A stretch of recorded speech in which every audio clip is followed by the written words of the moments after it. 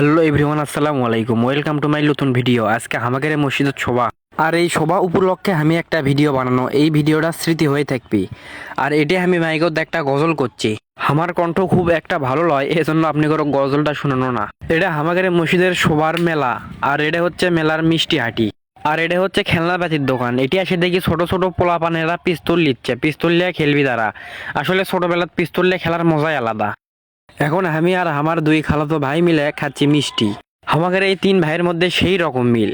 যদি তিনজনে একখানটি হয় তে মনে করেন যে গল্প গুজব আড্ডা বিনোদন আর কোরা বিনোদন। আর আজকে আমরা তিন ভাই যে মজাগুলো করছি, এই মজাগুলোর কথা সারা জীবন ভুলতে পারবো না।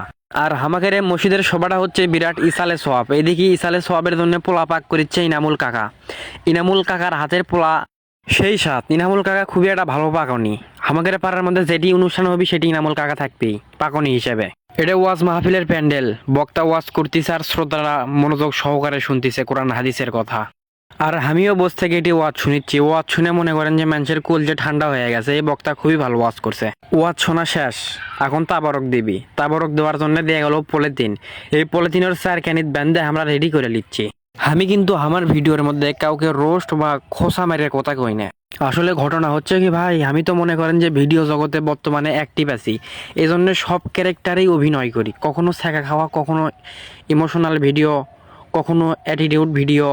বোঝেন না, অনলাইনে অ্যাক্টিভ আছি, সেজন্য সব ক্যারেক্টারেই ভিডিও তৈরি করা লাগে।